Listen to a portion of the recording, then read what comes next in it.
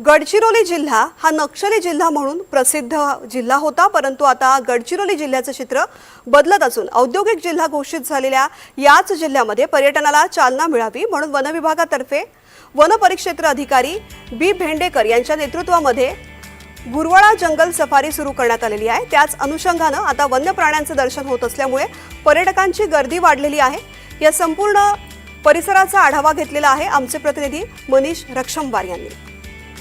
गडचिरोली जिल्हा म्हटलं की फक्त नक्षली डोळ्यासमोर येत होते, परंतु आता गडचिरोली जिल्ह्याचे चित्र बदलत चाललेले आहे। गडचिरोली जिल्हा हा औद्योगिक जिल्हा होत चाललेला आहे आणि गडचिरोली जिल्ह्यामध्ये महत्त्वाचा विषय म्हणजे गुरवाडा नेचर सफारी चालू करण्यात आलेली आहे आणि त्या ठिकाणी अनेक वन्य प्राण्यांचे पर्यटकांना दर्शन होत आहे। आपण आज गुरवाडा या ठिकाणी आलो। या ठिकाणी काही पर्यटक आहे, आपण त्यांच्याकडून जाणून घेऊया त्यांनी आज सफारी केलेली आहे। काय सांगणार, आज सफारी केली, काय सांगाल तुम्ही?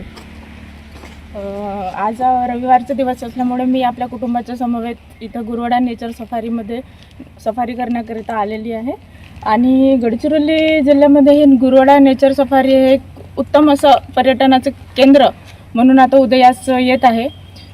या सफारीमध्ये आम्हाला विविध प्रकारचे प्राणीसुद्धा बघायला मिळाले आणि खूप सुंदर असा अनुभव आम्हाला इथं आलेला आहे। गडचिरोली म्हणजे आम्ही आतापर्यंत फक्त नक्षलवादी जिल्हा अशी म्हणूनच गडचिरोली जिल्ह्याची ओळख होती, परंतु आता इथे औद्योगिक क्षेत्र तसेच पर्यटन क्षेत्रसुद्धा खूप चांगल्या प्रकारे इथं उदयास येत आहे। त्यामुळे हे गुरवाडा नेचर सफारी आम्हाला खूप छान वाटलं आणि इथं अजून काही सोयीसुविधा उपलब्ध होत असतील तर पर्यटन क्षेत्रांनी त्याच्याकडे लक्ष द्यावे। बस एकंदरीतच गडचिरोली जिल्ह्यामध्ये आता विमानतळ सुद्धा येत आहे। महत्त्वाचा विषय म्हणजे या ठिकाणी जर रिसॉर्ट वगैरे जर बांधण्यात आले आणि राहण्याची जर व्यवस्था करण्यात आली तर या ठिकाणी एक चांगला उत्कृष्ट केंद्र बनू शकते। या ठिकाणी गाईड्स आहे, आपण त्यांच्याकडून जाणून घेऊ ते कशा पद्धतीने काय गाईड्स करतात। काय सांगाल तुम्ही या ठिकाणी गुरवाडा सफारीविषयी काय बोलाल?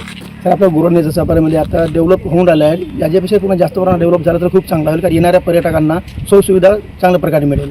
अजून काही वन विभागातर्फे काही तुम्ही अजून काही नवीन काय करू शकता का? हा, वन विभागातर्फे कसं सर म्हणजे पर्यटकाची सोय होईल याच उद्देशानं आपण हे चांगलं करू। असं राहण्याची व्यवस्था, त्यांना हॉटेल किंवा रेस्टॉरंट आपल्या इथं। आणि वन्यप्राणी काय काय? वन्यप्राणी आपल्याकडे कसं जर म्हणजे डिअरमध्ये जर बघायला गेला तर नीलगाय, चौशिंगा, चिंकारा, चितळ म्हणजे ओमनिव्हरस, कार्निव्हरस आणि हर्बिव्हरस तीन प्रकारचे प्राणी आपल्याकडे आढळतात। आणि पर्यटक वाढल्यात आता? हा, आपल्याकडे पर्यटक वाढले आणि कसं डेव्हलप होऊन राहिले सर। आता पहिले जर छोटंसं गेट होतं, आता गेट खूप चांगलं झालं आहे, वॉशरूम वगैरे सर्व काही सुविधा झाल्या। एकंदरीतच आता गडचिरोली जिल्हा हा नक्षली जिल्हा राहिलेला नाही, आता पर्यटन विभाग सुद्धा याकडे लक्ष द्यावं असं ग्रामस्थांचं म्हणणं आहे। NDTV मराठी करता मनीष रक्षमवार, गडचिरोली। मुंबईतल्या भटक्या